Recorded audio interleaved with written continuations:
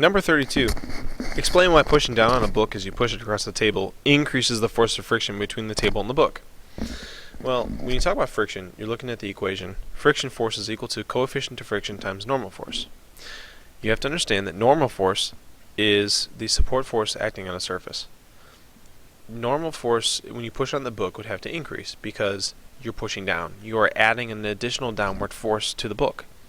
Normal force would have to increase to balance that out. If you increase normal force, the coefficient of friction between the book and the table or whatever will not change. So increasing this, keeping that the same, will increase the friction force. That leads us to number 35. 35 is another friction question, using this equation. We have a clock, and they tell us two forces. 650 newtons to get it moving, and 560 newtons to keep it moving. These two numbers will be used as the two friction forces. So 650 newtons and 560 newtons. Those two forces, like I said, are the friction forces. Then we have to get normal force. To get normal force, you have to understand what's going on. You've got the applied force and the friction force balancing each other out. Then you have force of gravity pushing down, or pulling down, and normal force pushing up. There are no angled forces to worry about here. So that means that force of gravity is equal to normal force. So we're going to have to take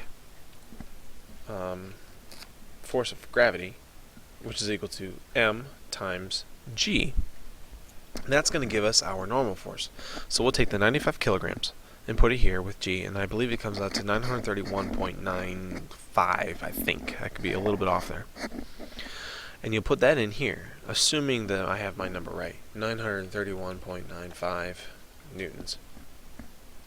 You would use that for both of these. And you'd solve the equation twice for the two coefficients of friction.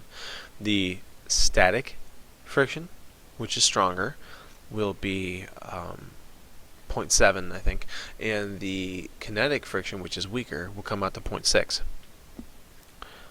Static friction is always the stronger of the two frictions. Then kinetic friction is always weaker. The coefficient of static will always be stronger than the coefficient of kinetic for a given set of surfaces.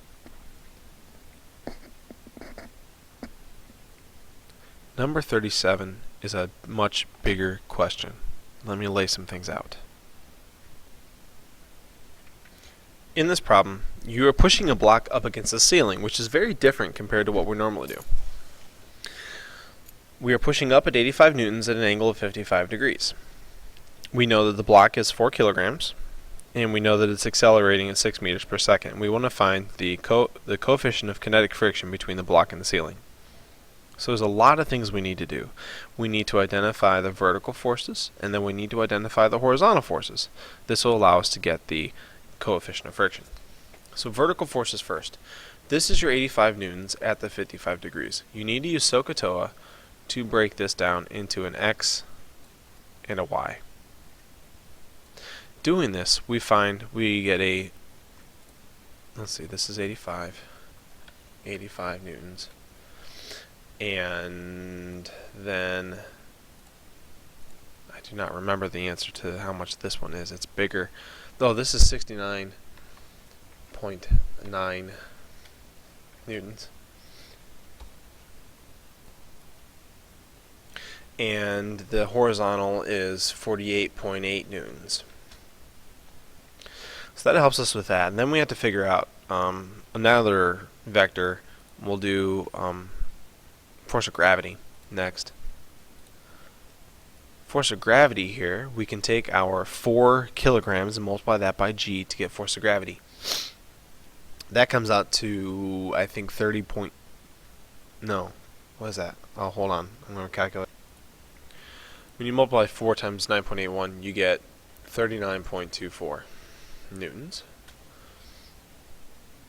So that gives you that. And then you have to say that the up and the down have to balance out, because this block is not going to accelerate through the ceiling or down there. It's being pushed up against.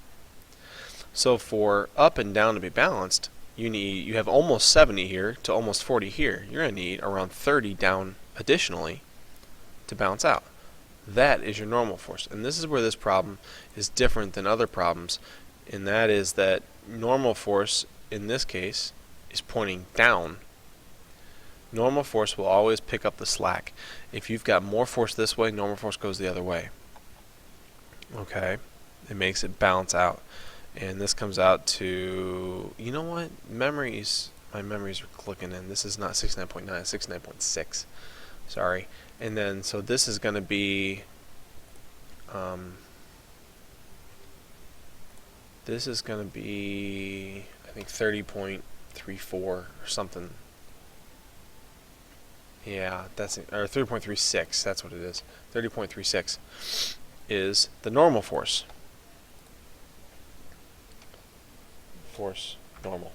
Normal force. So now you got normal force. Alright, that's good. We can use normal force later on when we're trying to get the coefficient of friction. So we're done vertically. Now we gotta start talking about horizontally. Horizontally, we've got 48 newtons forward. Now, we're pushing really hard on it, but it's not accelerating at a proper rate. If this was the only force we were dealing with horizontally, and you took the 4 kilograms, you get around 12 meters per square second. We're not getting that. We're getting 6. So our net force we have to calculate. Net force just follows Newton's law. F equals ma. F equals ma. So if we just say ma, 4 kilograms times 6 meters per square second, you're going to get a net force of 24 newtons. Now that's our net force. That means that the pushing force is 48. Then, in addition to the pushing force of 48, there's this other force acting against it that when you add it to 48, leaves 24. So the resistance has to be 48 minus the 24 that's left over as the net force. So 48 minus 24, that's not too crazy to calculate. That's going to be 28.8 newtons in resistance force. That's your friction. So using that 24, so if look at it now backwards. 48.8 newtons forward, 28.8 newtons backwards leaves 24 newtons forward as the net force. So then we have to find our coefficient of kinetic friction from this. Now we have normal force, we have friction force. Now we have to set our equations equal to each other, and we have 28.8 and 30.6 here equals coefficient of friction, sorry for the messiness, times that. And you divide, and it comes out to, what does it come out to be, 0.8? Yeah, 0.81. 0.81 comes out to be the answer there.